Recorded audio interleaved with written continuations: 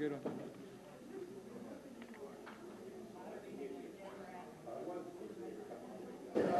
it has been. Well, good afternoon. I'd like to get the conversation started. Welcome, and it's my pleasure and honor to moderate this panel of outstanding people who have really thoroughly investigated the relations between the U.S. and the Muslim world over the past decade. This is not just people who have opinions, they're people who have studied this largely through empirical work. We have high-powered pollsters who've done outstanding research over the past decade. And so it is my pleasure to introduce them very briefly. I know you know them all, and you have also the ID, so I'm just going to give their titles to start with so we can go on with the conversation. To my far left is Joe Klein, who's a columnist with Time magazine. He is a well-known, influential, and highly admired columnist, also an author, who has been following and writing about, particularly about American policy toward the Middle East and the Muslim world, traveled, recently returned from there. He's been very involved with this issue. Immediately to my left is Andrew Kohut, who's president of Pew Research Center, one of the best pollsters and people who do research on public opinion in the country. I constantly read their polls. Pew polls are among the finest, both in America and around the world, and they've really become a standard that we all learn from. And I usually, when I do my own, I usually test them to see how they deviate and don't from the Pew polls. So honored to have you as well.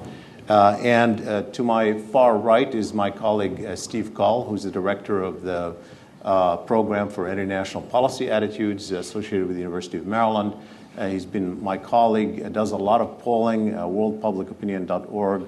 And actually, importantly, since this is a double ad, this is a Brookings book that was just released based on polling, called Feeling Betrayed, The Roots of Muslim Anger at America, that Steve authored and just was published last week by Brookings Press. And Steve and I also partnered on one poll that we released yesterday in conjunction with this, with this conference on American public attitudes toward Arab revolutions, how Americans are internalizing Arab revolutions. We'll talk briefly about that, although that's not really the central focus of this panel. A lot of people are going to have different ideas on this as well. And finally, Dalia Mujahid, another highly respected pollster who heads the Gallup Center in the United Arab Emirates, and has been doing a lot of polling for Gallup in the Muslim world and actually in the U.S. about the Muslim world. So there's a lot of information here and, in a way, a track record that goes back for decades. So we're in a position to reflect not simply on where the American public is now in its attitudes toward Muslims and Muslim-majority countries, but also on where Muslims broadly around the world, how they view the United States and how that's evolved. And what I'd like to do in this conversation is to talk with my colleagues about how these attitudes have evolved in the past decade. Clearly, the tragedy of 9/11 was a major event that influenced attitudes both in the U.S. and in Muslim-majority countries. It's been a decade. And there's been an evolution of those attitudes. And I'd like to start with a set of questions to see how this all started and how it has evolved. How have attitudes changed or not changed over the past decades? What are the issues? What are the points of departure? What are the events that have had most impact over the past decade? And then I would like to end up specifically about how Arab revolutions are impacting both Arab perceptions and Muslim perceptions of the U.S. and the West, and how they're impacting American perceptions of Arabs and Muslims. And It is striking to me, actually, as an analyst and a student of public opinion, that in the Middle East, when you look at the case of the intervention in Libya, while we have not done yet a fully scientific poll in much of the Arab world to see how the Arab public really is, making up its mind on the issue of intervention in Libya, just from the coverage of the media and the blogs and interviews and what we see manifest itself across the Arab world, we know that there is a remarkable support for international, even Western, even American intervention in an Arab state in ways that we have never seen. And in revolutionary times, where we have, typically you have the publics are in one place and governments are in another place, and yet you have both governments and publics in some ways agreed on one thing vis-a-vis Libya, which is supporting the intervention. Maybe this is a unique case, but it's interesting that we had this region where anti-imperialism is so deep and anger with the U.S. and the West is so deep that you almost have an invitation to intervene in what are mostly internal affairs of an Arab state. And on the American side, the idea that you can have a demonstration in Wisconsin being inspired by a demonstration in an Arab country in Cairo, Tahrir Square, is really something that makes you think twice about how people perceive each other, whether there's something profoundly happening in both places in terms of view of the other. So I'd like to have a conversation starting off with the beginning. That is how, in the past decade, when you look back, beginning with the tragedy of 9/11, with the highlighting, in a way, of the relationship between the U.S. and a whole region or countries, lumping them as the Muslim world, and in some ways elevating this characteristic of being Muslim or Islam as a central feature in a relationship. Whether that had to be that way, given the tragedy of 9/11, I'd like to start with you, Joe. Looking back, particularly when you look back, the relations, and I say with the whole region because we now lump a lot of countries together as a Muslim world. The only feature that they have in common practically is the fact they're Muslim majority countries. And now we talked about it, U.S. relations in the Muslim world. This whole forum evolved really as a way of dealing with that relationship. Now, did it start from the American public point of view? Let's put aside the Muslim public point of view for now. But from the American public point of view, did it immediately, was the reaction immediately focused on Islam or not? Was there a point between 9/11 or let's say the 2003 Iraq War where you said it could have gone a different direction? What happened there? What we have to do, though, and I only have opinions and anecdotes. I'm the only non-pollster here on this panel, so you'll have to forgive me. But I also like to try and see things in the larger picture. And what was going on in this country before 9/11 and in the last 10 or 15 years, you have to put this into that context. And so I'd like to begin with a story that happened. In fact, the best political conversation I had about what was going on in the United States took place in Tehran the Saturday night before the election.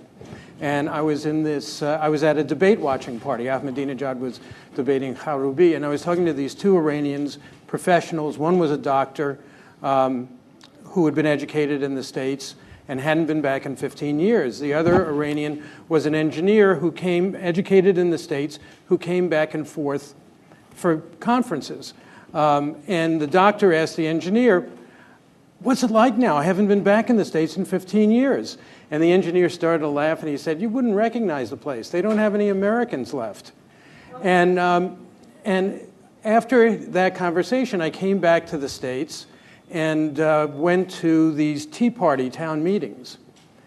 And all of a sudden, I absolutely understood what that line, "they don't have any Americans left," meant. For an awful lot of white people in the middle of this country, things have changed drastically over the last 10, 15 years. All of a sudden, you got South Asians. And by the way, they can't distinguish. They're all foreigners, and they're all not white. You got South Asians running the mini marts and the motels. You have Latinos doing the gardening, and you know, it's amazing how often these stereotypes actually are true, and they're kind of overrunning the communities. You got a president of the United States who doesn't have the good sense to be either black or white. He's somewhere in the middle, you know, with a middle name of Hussein. Granddaughter is you know, has just come out as a lesbian. Grandson is in an interracial relationship. And so what I'm saying is that there was a heightened sense in the American heartland that the way of life was under threat even before 9/11. What 9/11 did was to focus a lot of the stuff that they saw on TV into the reality of the moment. A lot of the movies that they had seen about Islamic terrorists and so forth. But even then, except for those of us who lived in, you know, the affected areas. I live in a small town in New York. 9 of my neighbors didn't come home that night. Even then,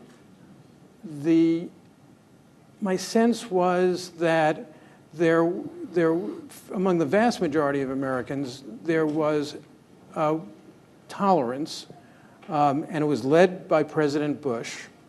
We're not going to cast blame across vast populations.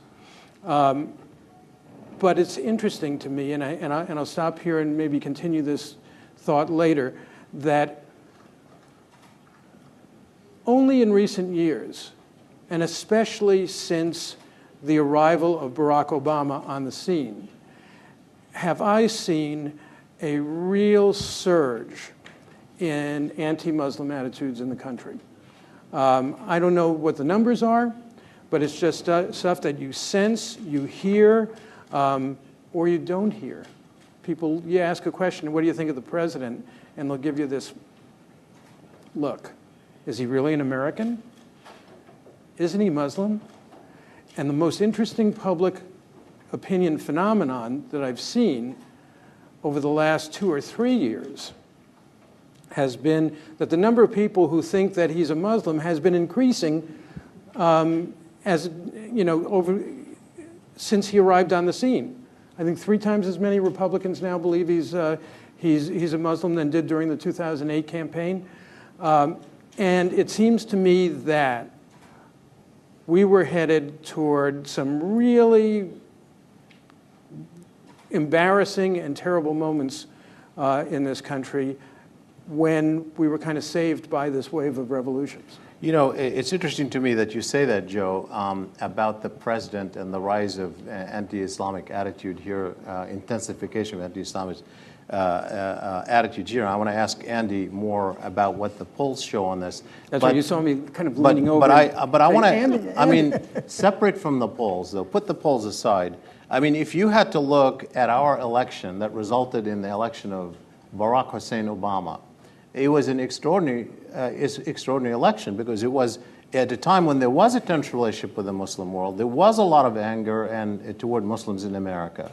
And here comes this relatively young man who's being accused of not even being an American in the campaign, who some people were writing things as he wouldn't even get a security clearance.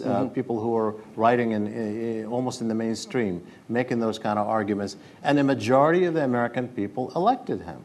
So it seems to go against that thought that it was, you know, intensified because of Barack Obama. So I'm wondering what the numbers show. I've got a couple of comments.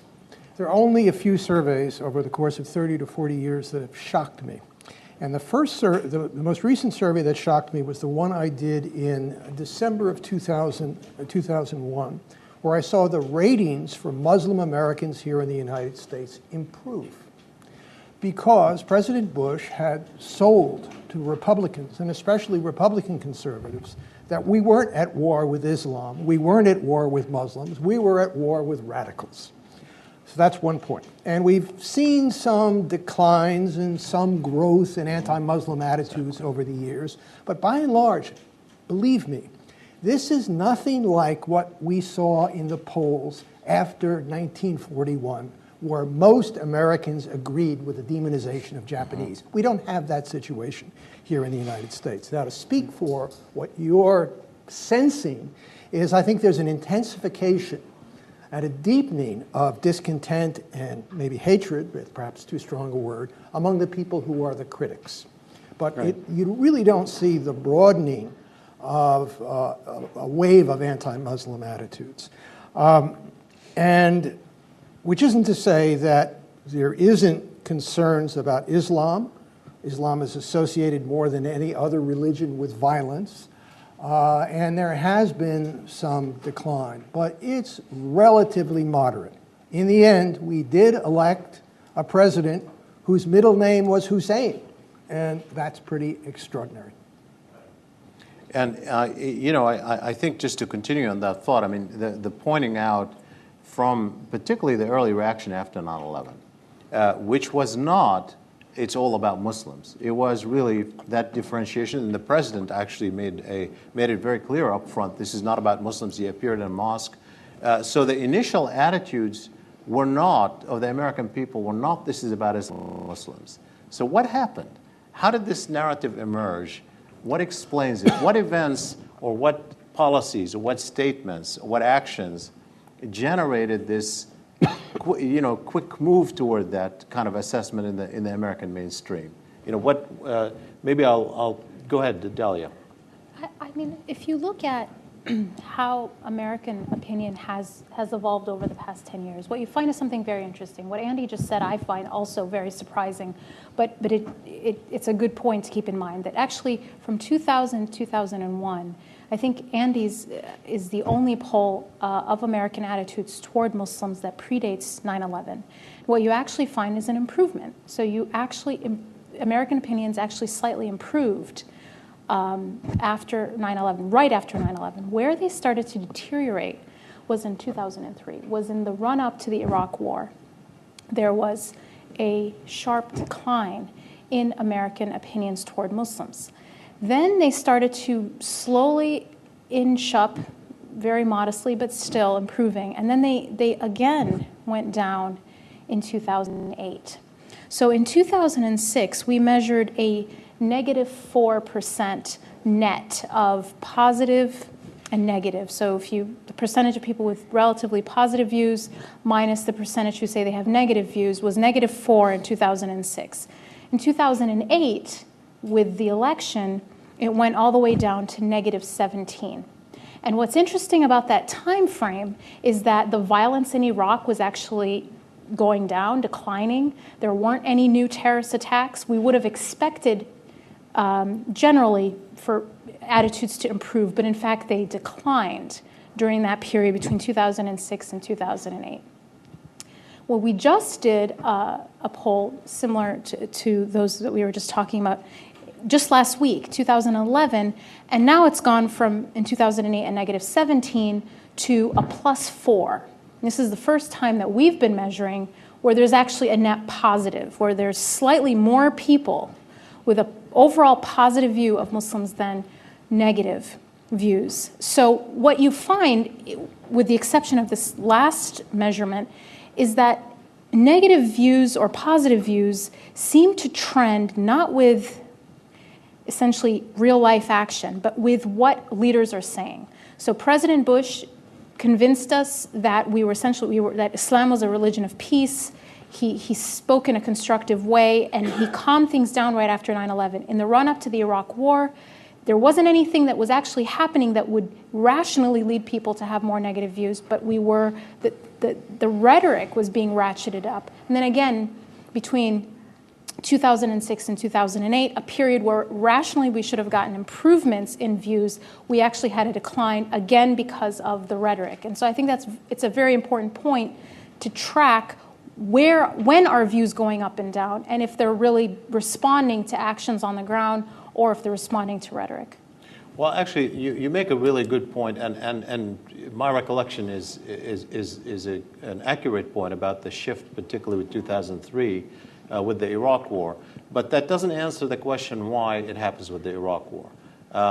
Is it because the administration went into a different mode of narrative because of the opposition that was coming to the Iraq War from Arabs and Muslims, and it was being framed for political reasons differently in America. Is this, I mean, why would the Iraq War generate an American public opinion shift in attitudes toward Islam and Muslims? Steve, you've looked at this as well, and what's your assessment on that? Not so much focusing on that specific moment. Over the years, there has been more information about the Muslim world, and not all of it is positive in the minds of Americans. They have heard more about Islamism, and they can, this can be blown up to this image of this aspiration to take over the world, to create this new caliphate, and so on. And so it's not always to know people is to love people. So that there are things that they have heard more about that not all people like, and there are definitely people out there in the news business who try to promote these things, and it creates a sensation, it creates fear, and fear drives up ratings. Gets people excited. And so it serves a certain political ends to say, there are dangers out there and I will protect you. And so there are a lot of incentives in the system to pump out these images, to emphasize something to be nervous about, and there's been some success over time. So what's your assessment, though, about the early move? That is, after 9/11, did 9/11 had, was this an inevitable, inevitable trend in American public opinion toward Islam and Muslims? Or well, no, I think initially the response was kind of positive, and I think Bush had a lot to do with that by really laying that out. This is not against Islam wrong? per se. I mean, how did the shift occur? It just, I think, eroded because there are a lot of other forces in society, and as I say, in the news business and politics and so on, that have some incentives to play on fears, to build fears up. And it's not that it happened to most people, but if it happens to a small number of people, you'll see shifts in the top line numbers, and a noticeable one. It's not that most Americans have these fears, but you can see it some in concerns about right now. The poll that we just did: is it possible for democracy and Islam to be coexistent? Are they compatible? And a significant number believe that they're not compatible. Now that has gone down recently with the changes, or at least those who think it is compatible have gone up, and with the uprisings, and most Americans say it would be good for us if that part of the world, their world, became more democratic, especially in the long run. 3/4 say that, and that incorporates some of that possibility that Islamists might be elected, and you can detect that in some questions, some nervousness about that. But in the end, though, it's strong enough for them to say it's a good thing. And even if they elect leaders that are not friendly toward the United States, toward U.S. foreign policy, we still think that it's a good thing. And people who pay more attention to the issue, who think it's more important, are even more positive about it. So you have to kind of keep this dual vision of these kind of reactions kind of on the periphery, and that can shift numbers around, but then the overarching dominant view of the majority of Americans.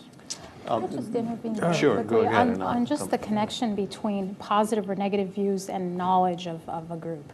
It's not a linear relationship. So people who say they know a great deal about Islam have generally more positive views. And people who say they know absolutely nothing about Islam also tend to have neutral to positive views. It's actually people in the middle who say they know something or somewhat have some knowledge of it, but not a great deal or nothing. So Americans actually don't harbor prejudice against groups they know nothing about. There's virtually no prejudice against Buddhists, and yet Americans know nothing about them, self-reported. It's the in-between knowledge. And we actually found that one variable that predicts prejudice is knowing the name of the prophet. Not knowing, but actually knowing it. So they're left alone, people are not prejudiced. They are taught through information or disinformation to have negative or basically negative views about this group. That's very interesting, and that could, in fact, explain some of that. As more information was coming, but limited, it may have created that kind of evolution. But before I turn to the attitudes of Muslims toward the U.S., I still want to ask a couple of questions on this. Joe, go ahead. Yeah, there's one other aspect of this that isn't spoken about, and you guys may have done some polling on it, but it seems to me that another major change that you've had, especially since 9/11, but you began to see it even before that, is that the evangelical Christians became far more focused on Islam than they'd been in the past. That was a movement that was about social issues, starting with the Supreme Court decision on abortion in 1973, and then it moved into, by the 90s, it was about the basic, people were frightened for their children. What are they seeing on TV and things like that? And that gave rise to the birth of these mega churches where a family's entire social life would take place within the confines of these churches. By this decade, a lot of those really hot button issues had faded. The public attitudes toward homosexuality, for example, had become a lot more tolerant. And, ministers are like, great ministers are like great symphonies. They have a lot of different chords they could play. And after 9/11, the Armageddon chord began to be played with very great resonance. A tremendous surge in support from the right wing in this country for the Israeli government and for the notion of a greater Israel, that because it fulfilled prophecy.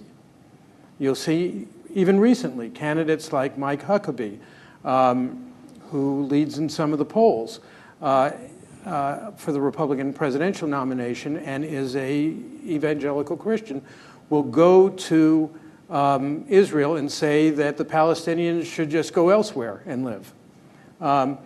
And so I think that part of the change in attitude that I think everybody here on this panel sense and that you've seen some of the statistics for is a result of a change in emphasis in the evangelical Christian movement as well. Well, I want to turn, you can add what you want, but I want to ask you a specific question about, when I do public opinion polls, particularly in the Arab world, and I'm trying to understand Arab public opinion, I say I'm looking to see what prism they're looking through. What is the prism through which they're viewing the world? So I'm trying to get clues to see. So I ask indirect questions trying to see what is the mindset, what are the important issues to them, what are the reference points, what are the cues that they use to make a judgment. And if I were to ask you that, Andy, being not just someone who does something related to the Muslim world, but globally, if you look at the American public and you're looking at that trend of attitudes in the past decade toward the Muslim world, what are the issues for the American public when they make up their mind on this? What are the cues that they're looking for? What is there something that we can point to and say, here are really the ones that ring a bell with them, that's what makes them think this way or that way? Yeah, there are two things. First of all, the views of Americans are not that different than the views of other Western publics when it comes to Islam and Muslims. And there's a real difference that Americans make between their views of American Muslims and Muslims worldwide. What we really do see, and we did a survey which we're now repeating back in 2006, which we called, in a smart aleck way, our Clash of Civilizations poll. And what that showed was Westerners all around the world have suspicions and reservations about Islam and Muslim countries and Muslim peoples because they think they're backward. They're more supportive of extremism than, in point of fact, we find when we ask questions about extremism. On the other hand, people in Muslim countries look at the West and they have an aggrieved view of what their condition is, and they point to the West and say we're being held back. But you can't, when you talk about the Muslim world, you can't emphasize enough the ways in which anti-terrorism efforts in the United States and the West generally are seen as illegitimate and not seen as a war on terrorism, but seen as a war on Islam. And we saw immediately after the invasion of Iraq a lot of backlash across the Muslim world, support for suicide bombing, popular support for Osama bin Laden, which has since gone down, thankfully, not in all places, certainly not in the Palestinian territories and among Shia in Lebanon. But we do see a more positive, a more balanced point of view about these things. But we don't see in the Muslim world a more positive attitude toward the United States, with a few exceptions. Indonesia, the Sunni segment of the Lebanese population, and a few other places in Africa. But by and large, Muslims around the world have a very negative attitude toward the United States. Obama has helped it a little bit, but just a little bit. Well, if you were to just summarize, if you look at it the whole decade since 9/11, and I say, if you were to summarize the trend of American public attitudes toward Islam and Muslims, what would be the short line conclusion? The short line conclusion is there's real concern about Islamic extremism that does not extend to Muslims in the United States to any great degree, but makes Americans very wary about what's going on in the Muslim world, and very, very, I have different conclusions about reactions to American reactions to what's going on in the Middle East. Very suspicious of what the consequences of all of these developments will be. They're hoping for the best, but they're prepared to be disappointed. Dalia and Steve, both, I just want to finish with this on this question. Do you agree with that in terms of, if you were going to look at first of all, about the prisms, do you agree that with the prisms that Andy talked about, or do you see different prisms of American public evaluation? What is the public looking for that is going to register with it when it makes up its mind about the Muslim world? And if you were to look at the evolution of public attitudes, American public attitude toward Muslims over the past decade, what would the short summary be of that? Dalia. Well, I think the main prism, when we've asked Americans what can the Muslim world do to improve relations with the West, their most frequent responses have been around condemning terrorism. That's been a key thing, more so than anything else. People want to feel secure that Muslims are truly against the terrorists, and I've talked to several Muslims around the world and in the United States who never feel that that they're ever given any credit for condemning terrorism. So there's a little bit of that. But in terms of the prisms, when it comes to Muslims looking at the United States. No, that I want to come back to that later on. I just want to talk about the American prism. I would say that's the main response we've seen. And what about the trend line? The trend line, I think, overall has actually been, especially since this last poll, has been separate slightly from the positive. Arab revolutions, up to the Arab revolution. Up to that, then it's been in decline. In decline, from 9/11. From 9/11, which was actually probably the best it had been. From 2003. Anyway. From 2003, it has been in decline. Steve, remember, you agree on this? Yes, very much. And remember, there wasn't just one negative event. There have been a series of negative events, and there continues to be terrorist attacks in that part of the world, and Americans continue to have anxiety about it, and so there is some cumulative effect. But I think we should also mention that there are some issues related to human rights, treatment of women, things like that do feed into the concern and add to the image of what is this force that is trying to ascend, and what kind of society is it trying to impose, and so that just adds to the nervousness. Well, I want to talk about the Arab Revolution and its impact as a final point on the American side. But I was struck that none of you talked about the role of the Arab-Israeli issue, because I know we'll talk about it when we talk about Muslim attitudes toward the U.S., but isn't it also a prism through which Americans look at the Arab world? Well, I was talking about that when I talked about the evangelical Christians. Okay. I mean, it's the surge of support for a greater Israel that I think has been driving a lot of the feelings on the evangelical right. I mean, the thing is, 9/11 occurs not in a vacuum. It occurs when the Israeli-Palestinian conflict was the bloodiest, and there was a bloody confrontation, a collapse of negotiations, literal fighting, polarized relations between Arabs, at least, and the U.S., but Muslims in the U.S. So 9/11 doesn't just happen in a vacuum politically. So there were already some attitudes, and I wonder whether the unfolding of that conflict also intensified the attitudes, because Americans inevitably, in part, see the Arab and Muslim world also through the prism of the Arab-Israeli conflict, not just the other way around. I think that Americans, unlike, if you ask Americans, who do you sympathize more with, the Palestinians or the Israelis, they say the Israelis. You do that across Western Europe, and you get, on balance, the Palestinians, which isn't to say, except for the evangelicals, which isn't to say that there's great intensity with respect to views about that conflict among the ordinary public.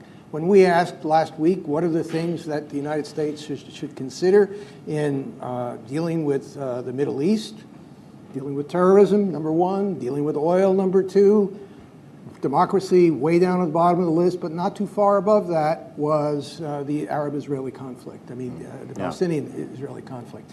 Yes, we're with the Israelis, but that doesn't drive general public opinion, which doesn't say that it doesn't drive politics, because what you're saying is that absolutely true. Well, I would agree with Andrew, because when just in an open-ended question, what can the Muslim world do to improve relations with the West? We might expect, accept Israel or make peace with Israel or something like that, be higher up on that list, but it virtually didn't even come up. It was much more focused on terrorism. Well, now let me turn to our revolutions, because obviously, we talked about how public opinion declined, at least since 2003 up until just last year. And Arab revolutions have been, resulted in some paradigmatic shifts all over the place, including among scholars trying to figure out what actually happened, what explains these revolutions.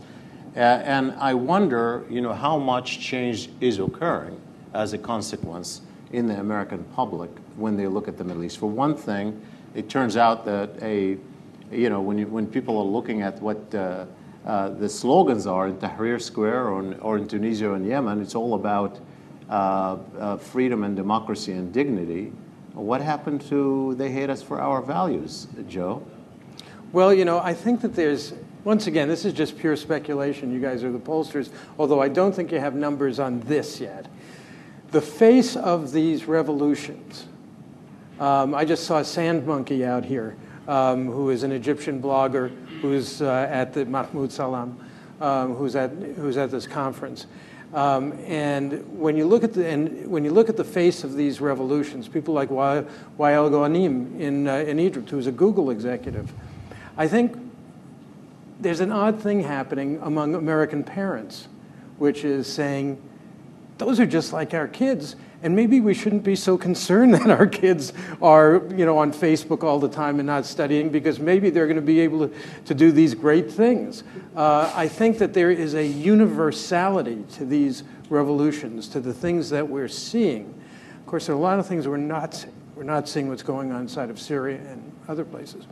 But I think that the universality Americans are suckers for that kind of thing. And it's one of the things I love most about this country. We actually do have some information about that. I mean, Steve and I, in the poll that we released yesterday, which is available, by the way, it's going to be on the website, the Brookings website as well, and worldpublicopinion.org, and also the Sadat Chair at the University of Maryland, so you can access it, the whole poll. But one of the questions we asked was that, do you believe that the Arab uprisings are basically about Islamic groups trying to take control, about ordinary people seeking freedom of democracy, or about both to some extent? And what we found was 45% say it's ordinary people, only 15% say it's Islamist, and then 30-some% say it's a combination of both. So there's no question that the ordinary people seeking freedom and democracy is taking hold on that issue. And I think it probably explains why you might have some of the attitude change, Delia. I mean, you were talking about your recent poll where you show +4 for the first time in what? In a very long time. Since we've been measuring. Since you've been measuring. So how do you have any sense that some of that is related to Arab revolutions? I don't have any empirical, evidence, but we do know that more than 80% of the American public said that they sympathize with the protesters in Egypt. The majority do think that democracy in the Middle East is generally good for the United States, as Steve pointed out. So it would be hard for us to think that it didn't have an effect, especially since just last August we were all talking about an Islamic center near Ground Zero, and at that time the majority of the American public opposed the center. The majority of the American public had very, very negative views about the whole effort. So I think that it would be hard to explain the shift in any other way than to point to the revolution. By the way, in the public opinion poll too, I mean, what we tried to do, we actually used some of the Pew earlier questions, some of the Gallup earlier questions to see if we can establish a trend line on whether, to see how they compare from before the revolution. And there was no question that attitudes toward Arab countries have slightly improved from the past. It's not a huge improvement, For Egypt, but it's slightly. they actually decreased, a lot. according to us. Well, for us, it was actually roughly the same as you had a couple of years ago. It improved over just a couple of months ago. Oh. But of the Egyptian people, and when you ask people about their attitudes toward the people of the Arab people, you have a majority say favorable, and on the Egyptian people, 70% say they have favorable views of the Egyptian people, which is roughly on par with the Israeli people. We asked a question just for checking on the Israeli people. So we have the attitudes toward the people may have improved. We don't really have a trend line to compare, but it's very clear that there is some improvement. I want to end on the American side with you, Andy, just asking the question about whether you think the Arab revolutions are having much of an impact, even separate from what you might find in the polling, and maybe too early to tell. But do you see that this is changing the way Americans are thinking about the region? Maybe too early to tell.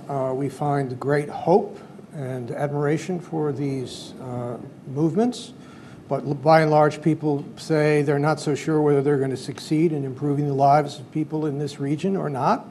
And we find the public divided as to whether it's good for America or bad for America, and very concerned about the things that I mentioned overall, but there's no real consensus. This is a very unusual time for the American public. Even though we're still at war in two places, the public is looking very inward and is having a lot of trouble making sense of what's going on in this part of the world, and certainly an extraordinary amount of trouble making sense of what we're trying to achieve in Libya. The percentage of people saying the objectives of that mission are not clear increased to 57% from 50% following President Obama's speech. And while there is slight majority approval, it's more modest approval, according to us and according to Gallup, than we've seen for the U.S. taking up arms in many actions over the course of many years. Well, then I'm going to just change to the other side of the issue, which is looking at Muslim attitudes toward the U.S. and how they've evolved over the past decade. I'm going to just ask really two questions, go around the panel on two questions, then I want to open up and have a conversation with the audience. I'm going to start with you, Dalia.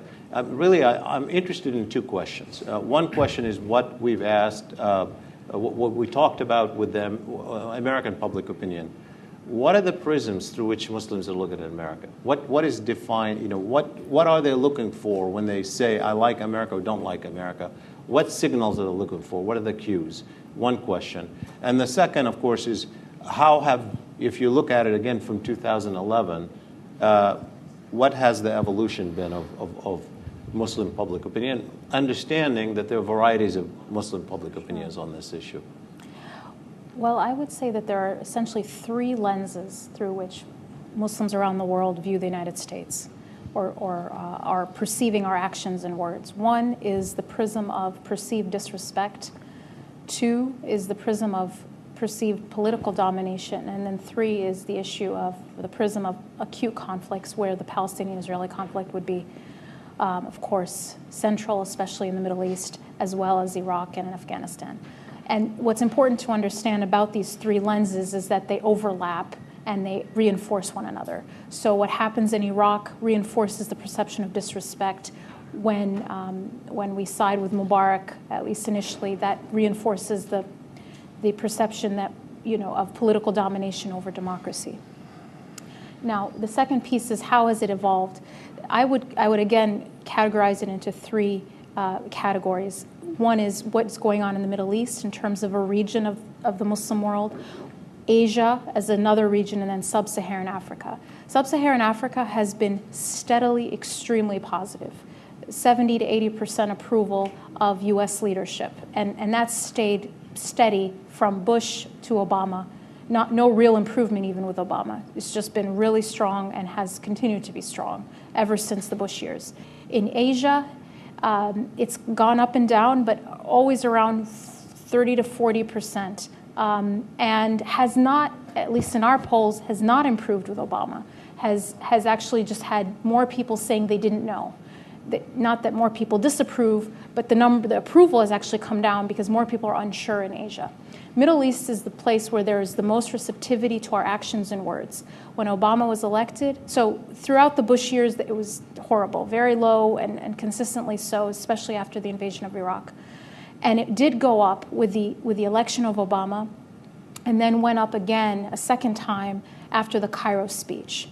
And that was essentially the climax, and it has since been coming down. Not yet to the level of the Bush years, but we have seen a decline, a very significant decline since the Cairo kind of climax in the Middle East. And Steve, on the same issue, and particularly you've been thinking about it for this book in terms of trend line of attitudes of Muslims toward the U.S. What would be the trend? Well, in terms of the trend, it's not a pronounced trend, and we tend to think of it as something that happened after 9/11. But the negative feelings toward the U.S. in the Middle East and down to South Asia and North Africa were already in place before 9/11, with the exception of Indonesia and Morocco. Now, one of the purposes of the 9/11 attacks was actually to provoke the U.S. to act in a way that would engage feelings that were already present. And this feeling that the U.S. is oppressing the Muslim world, that it acts coercively and is domineering. And this gets externalized in military action, then it gets stronger. And so that, in a sense, was al-Qaeda's goal, and in a sense, it worked because that image crystallized, that prism became much more vivid. Now, there is another prism that's kind of deeper.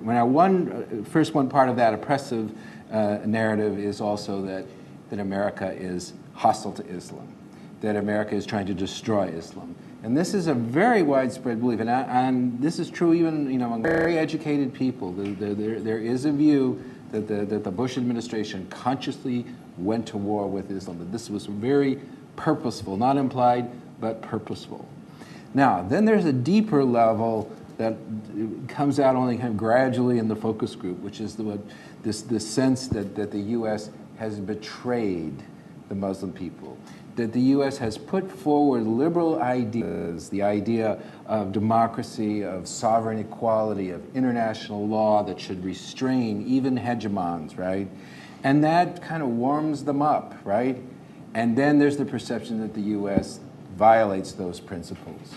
But still there's this aspiration, still there's this attraction, and then there's the disappointment. And that in a way is the deepest feeling, which is why I titled the book Feeling Betrayed. So there's you don't hit it immediately, because the first thing you get is this anger. Oh, they're exploiting us, they're hostile to Islam, they're just nothing but imperialists, right? But then at a deeper level, there's why but America, you have such good values, you have these ideals, why don't you live up to them? There's this sort of this beseeching tone to reconnect to those values that are really in there, as if when speaking to me, I could pass the message back to Washington. It would make a difference. It's this tone that would come through really strongly in the focus groups, which is really very different from the one of, oh, they're just imperialists. So these are these kind of shifting images that come up, these layers of how people see America. Andy, I want to ask you a question about the trends, and particularly because one of the issues that people highlighted, and we all did, and I did in my research, which is that if you look at attitudes of Muslims around the world, particularly Arabs, in my own polling, people sort of differentiate between their anger with policy and it wasn't a clash of values. We found that it's not that they were angry with America's values, and now we of course are seeing that in the streets. So, do you agree with that kind of differentiation? Do you see that relationship differently? How do you read it in the polls? No, I don't. I mean, I think the United States and the West won the war of liberal values. Democracy and free markets have been globalized. And it's really clear how much the aspirations of people all around the world, not only in the Muslim world, but all parts of the world, aspire to these things. I agree with the prisms that have been identified. I disagree somewhat with what Steve said. I think that the issues were in place prior to 9/11 in the Arab world, but after the invasion of Iraq, anti-American attitudes went global in the Muslim world. In Indonesia, it went from 62% positive to 15. In Turkey, from 55 to the equivalent number, 15, 18. And we saw for the first time in Africa, for example, in the Muslim part of Nigeria, extraordinary anti-American attitudes. And in a way, we pulled together the Muslim world in ways that it wasn't together on some rather basic attitudes. Apart from that, I agree for the most part with what these Well, what's interesting with what you just said, and I agree with that, about the importance of the Iraq War, that in fact, it was really more the Iraq War than 9/11 that defined the relationship. And that's the thing that we have to keep in mind, because we keep going back to the tragedy of 9/11. Could I add something Sure. here? Look, when Obama was elected, people in the West really took another look at the United States, and they have these wonderful attitudes toward Obama that probably hold largely to today. And in the Muslim world, we saw a much more positive evaluation than they had of President Bush.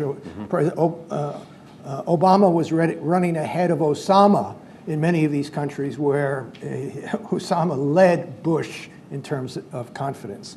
But it was modest. It was we hoped for the best. But in 2010, we saw signs of disappointment, to the point that Dahlia was making. And the United States has to make the case for the aspiration, some of the hopes and expectations that people in the Muslim world had, the moderates in the Muslim world had about Obama when he was elected. Mm-hmm. And Joe, I know that you don't do polling, but you go out a lot to the region. And, Just came back. And you've been going out not just recently, but throughout this whole period. And you've been reporting about it. So you're looking at it from a point of view of a journalist who's listening to at least elites, but more than elites, because you interview other people. So from your point of view, how do you, if you're reporting it and not listening to the polls, what is the prism that you're hearing about when you're talking to Muslims around the world in reviewing America? Well, what are the issues for you?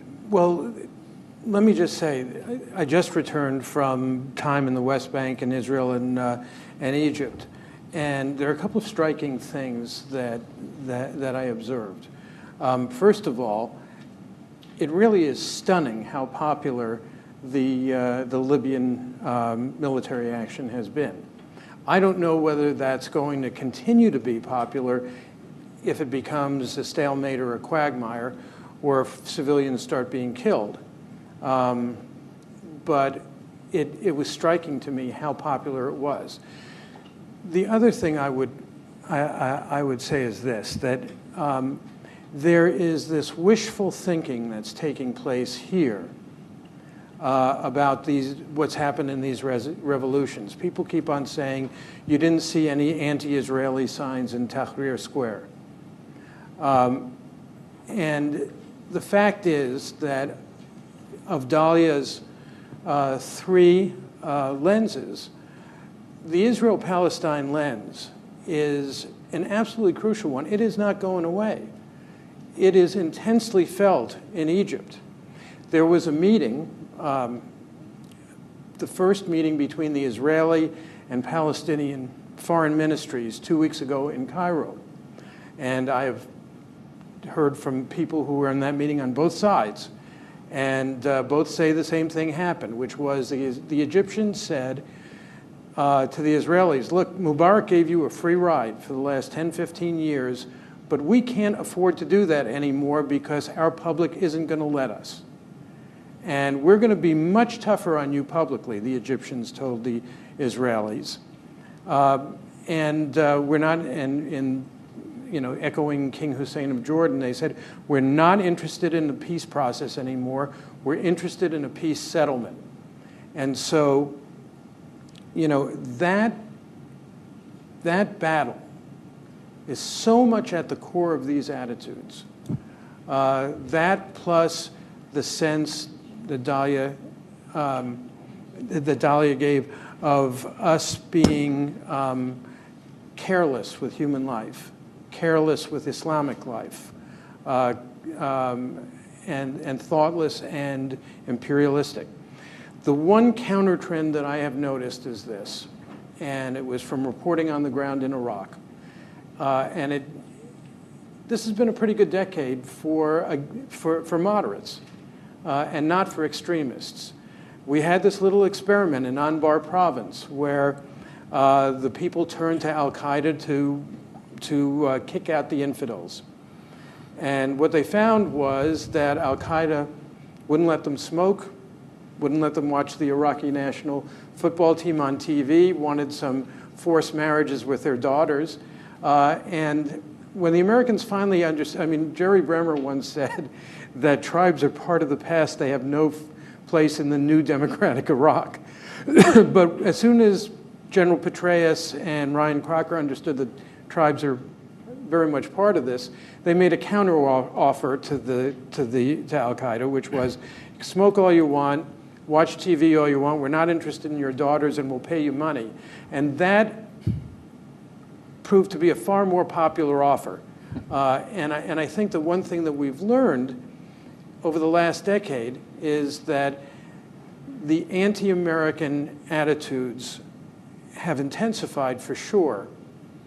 But I think that the attitudes toward Islamic extremists have become far more mixed. Well, thank you very much. I'm going to open up to the audience. I just want to make one final comment myself about the impact of the Arab revolutions on Arab public opinion. I don't want to say Muslim public opinion because personally I do research only in the Arab world. And I will be doing my annual Arab public opinion poll next month, and we'll have a little more sense of how the public is reacting to the revolutions. But I have been doing a lot of research, short of polling, by quantifying some of the blogs and the comments and readers' comments on the popular blogs and trying to map out and see what the Arab public reaction is to events. And it is clear, as we have all said, that on Libya there's support.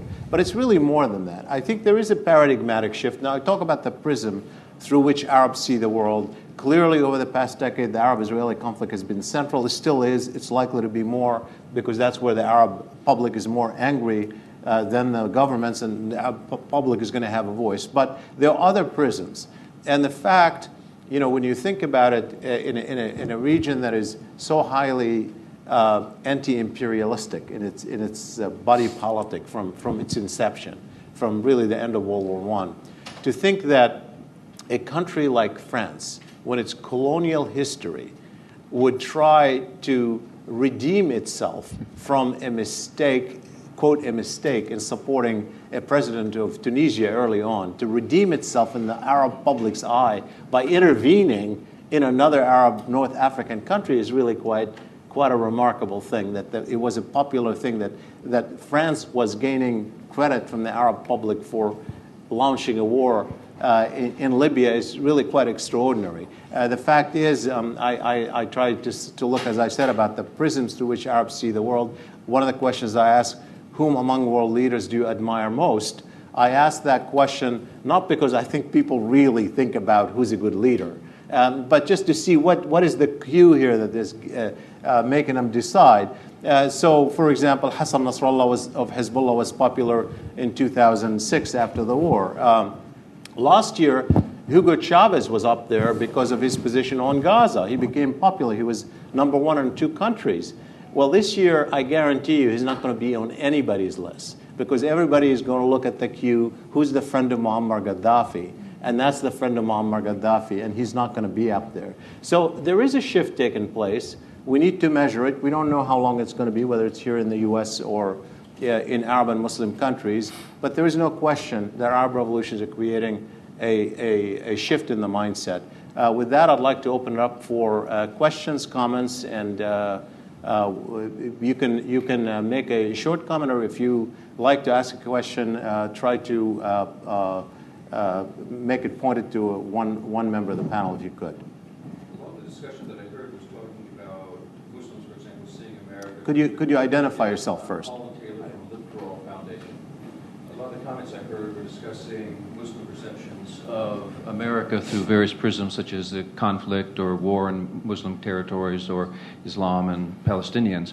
But when we think about France, we might think about cheese or wine. And when Muslims think about America, obviously there's people who watch television, who listen to music. There's people who have a variety of other concepts of America or the West other than simply conflict. And so I'm wondering if you take the overall perceptions of Muslims in the Middle East and around the world of America, to what extent would these other factors play a role, and how do they factor into overall perceptions? And this would be the question when you get to people wanting to immigrate to America and so forth. So if you set aside the political dimensions and you talk about these other cultural perceptions, maybe you could enlighten us about what people are thinking in this regard, and where there might be some possibility of unity that could emerge through such perceptions. Who wants to take down? We'll go. I see. Go ahead. Start. We'll go to Steve. I actually want to reiterate what Steve said about this sense of betrayal, because it's precisely because there is an admiration for American values and for the rule of law and for transparency and for good governance and democratic values that we enjoy and we see as fundamental to our society here, that there is such a sense of betrayal or a sense of feelings of being disrespected when we're not perceived to live those values in the way that we interact with Muslims. So it's because we have so much admiration. We are admired for these things. It's very clear from the polls. People recognize these things as being central to American society and admire us for it. And because of that, are so angry at the idea that we're not living those values. They aren't as angry at China, for example, if China were to do the same thing. It's precisely because they admire who we are that there is so much anger. Steve, you wanted to add? Yeah, I like to say that there's an inner clash of civilizations. There is an attraction to the West, there's an attraction to the U.S., and there's a lot of concern to maintain their traditional Islamic society. And they really want to bring these two together.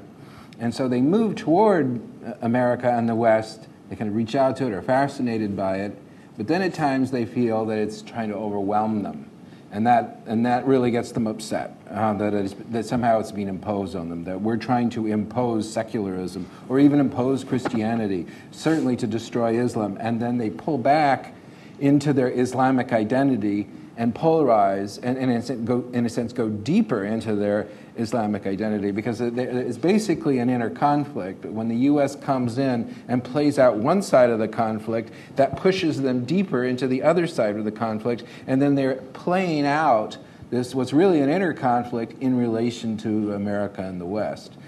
The whole process, if the U.S. were to back off, then I think it's more possible for them to experience it as an internal conflict, and then it's more possible for them to achieve a kind of integration and equilibrium that works for them. On the non-policy level, which I think was the question you were asking, people all around the world like American popular culture. That's not so much the case in the Muslim world, where there are real issues, moral issues with American popular culture. But the place where there's some common ground is in the American way of doing business.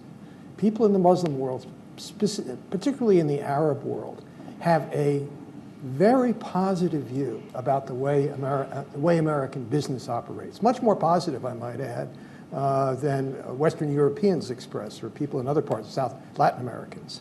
And when you ask people in the Muslim world, even those who are highly critical of the United States, do you know anyone who lives in the United States? Yes. What kind of life do they live? Very good, very positive. So there are some bases in which that not on a policy basis, but on the way we think, the way we live basis of a connection between people in Muslim countries and the United States, business being one of them. Joe? Yeah, when people talk about American values, freedom, democracy, free markets are always mentioned. But there's this one other American value that I think is really at the heart of who we are as opposed to other democracies, and that is informality. And one thing that I sense as I travel the region, as I travel the world, is that because of technology, the world's becoming a lot more informal place. When I went to Iran for the first time in 2001, religious women would not look me in the eye, would not engage me in conversation, would not shake my hand, certainly.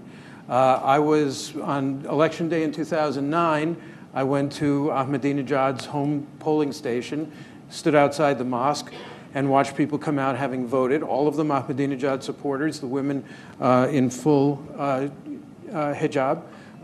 And they saw my notebook, they wanted to have at me, they wanted to have a conversation. They were smiling, they were laughing, they were shaking my hand. Their husbands were trying to drag them away to bring them home. But I think that because of the penetration of these new technologies, you see it most pronounced with the kids, but you see it throughout. I think that we're at a point now where you can have a conversation. And I think that that's been one of the most valuable changes that I've noticed, and most optimistic ones. Joe, and then Ted, and Judith, sorry.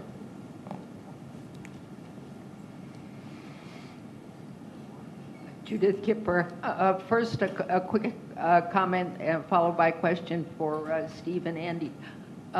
It seems to me that you were all very polite about the previous administration, the ups and downs during particular years. Yes, right after 9/11, the administration was sensitive, we're not at war with Islam, et cetera, et cetera. Thereafter, red, green, yellow alerts, it was the only subject. You ask about, gee, what about education? And it's all, oh, extremists, you're with the terrorists because you're asking about education. It was a political strategy to make the American people afraid. And that gave license to a lot of well-known people, including Rudy Giuliani, and I forgot the name of the evangelist who died from Leesburg. Jerry Falwell. Jerry Falwell. Yeah. You know, Islam is a filthy religion, etc. That vibrates in a way that it's like sticking a knife in the heart of every Muslim. So, you know, with the onset of social media, Al Jazeera started in '96. There is, 400 satellite stations in Arabic now, et cetera, et cetera, et cetera.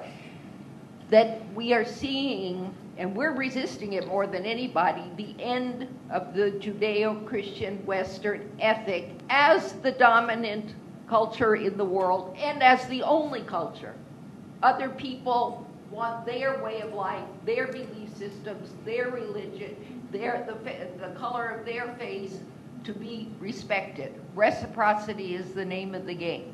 That's my comment. My question to Steve and Andy is, we're talking about American attitudes toward the Muslim world. I wonder if you may not have your materials, but maybe you have it in your heads.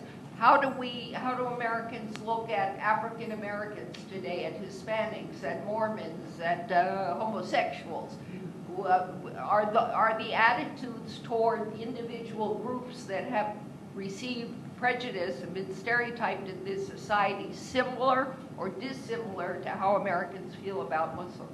Muslims worldwide or Muslims in America? That's a big difference. Worldwide, I would say. Well, it's not. You can't compare how Americans in America. Americans have a more positive attitudes toward African Americans and toward Jews and other minorities than they do toward Muslims, which isn't to say that views about Muslims in America are all that negative. They're mixed, but they're certainly more mixed than other minorities. And asking questions about gay people relative to an ethnic group, that's not a relevant comparison. Again, I would come back to where I started. There really hasn't been much of a backlash against Muslims in America. It's more negative than other groups. It hasn't grown a lot over the course of since the 9/11 attacks, but it's not highly negative either. It's more negative in Western Europe, much more negative. Stephen, you want to add? Just to follow up on about the last administration, I do think that when George Bush said you're either with us or you're with the terrorists to the world, right? There was a reaction in the Muslim world that said, "Well, okay, if those are the choices, I choose the terrorists." Now they didn't really say it didn't embrace the terrorists fully, but it moved them toward it. It moved them to take a more accepting, turn a blind eye to things they don't like. I think that's part of why they insist, well, there's no proof that Al-Qaeda was behind 9/11. They're trying to preserve their I mean, it's obviously kind of contradictory there because they, responded to the action of 9/11, but then they insist that it's impossible for a Muslim to do that. And so they're protecting that image of Al-Qaeda at the same time. So I do think that there were ways that the administration, in a sense, fell right into a kind of trap that Al-Qaeda had set up to polarize the relationship between Islam and the West. I go to Ambassador too.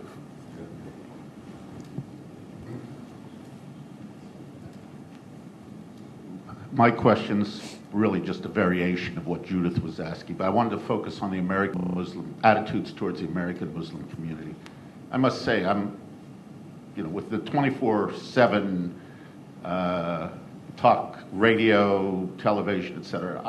I myself am maybe naive, but I'm really taken aback by the virulence of some of the sentiments that are expressed. I mean, it seems to me people who are outright bigots, like this Pam Geller up in New York, are treated respectfully in a way that they wouldn't be if they were attacking some other group other than American Muslims, or when the community center was up for debate, etc.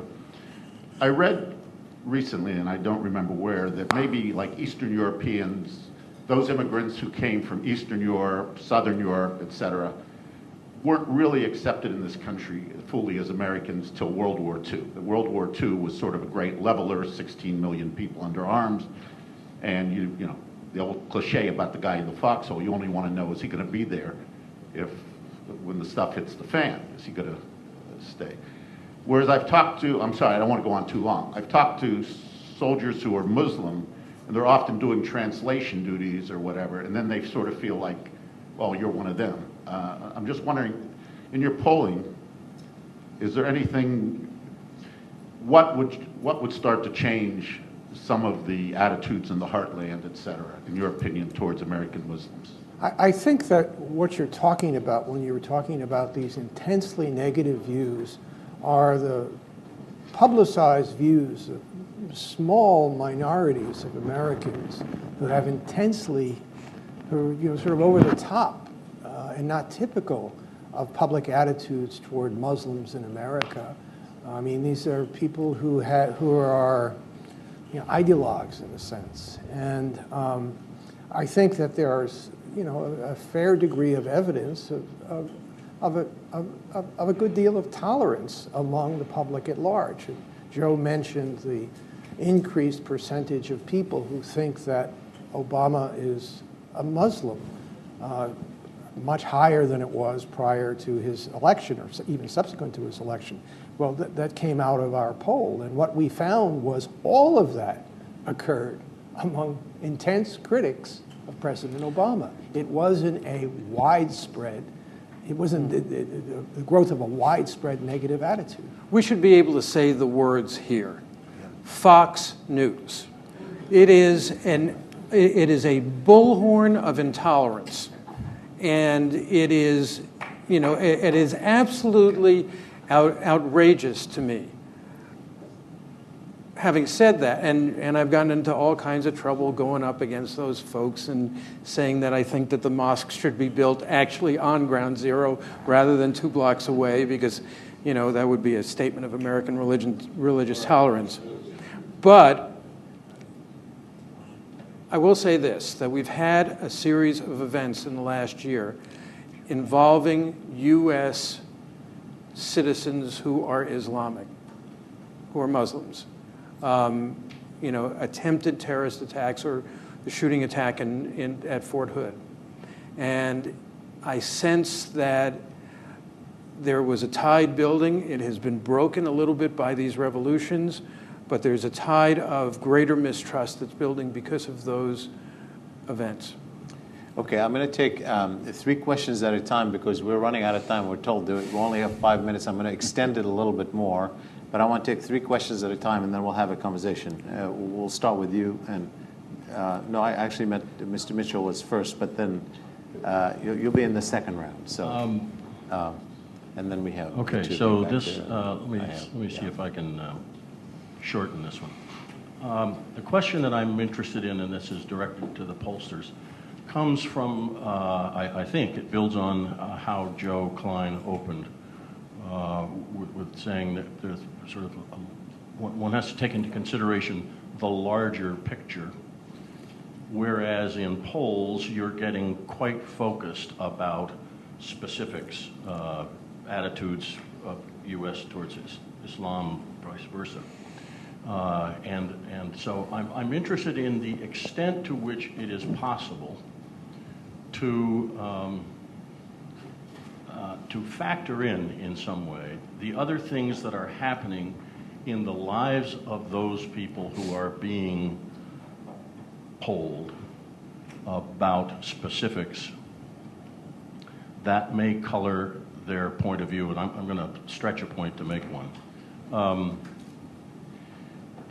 As I gather that the trend line, U.S. attitudes towards Islam has been consistently going up until the Arab revolutions. Pardon? Up until the right. Arab. Yeah. Overall, it's been in decline. And I but gather not, we're not talking about going off a cliff by any means. It's a very gentle down. But I don't know whether correctly or not, but I thought I detected that there was some level of surprise by that because it wasn't necessarily event driven. And I'm thinking to myself, London, Madrid, Indonesia, Bali, et cetera, and overlaid on that, the immigration collapse here in this country and the financial panic, and what you have, it seems to me, is a electorate or a citizenry that is feeling attacked in a lot of ways, and I wonder to what extent we're able to sort of segment out. All right, I'm being told that we're really out of time, so I'm going to just, I apologize for everyone else. I know there are a lot of people who wanted to ask questions, and just any comments, any final comments from the panelists on this question, or any other thoughts you may have? Well, very quickly, when you look at media content analysis during this period when there was a decline, it's very clear that there was predominantly negative comments or connotations to coverage on Islam. Not only that, but the sourcing of the coverage was mostly on militants. Militants were the protagonists in coverage on Islam.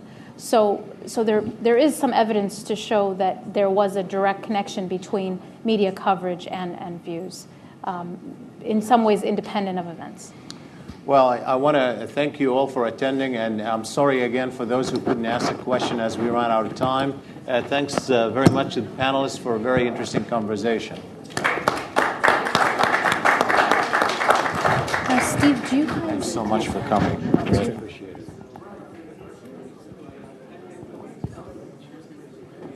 I'm not sure I agree with Steve's last point on that the mirror saying, you know, you're with the terrorists or without us.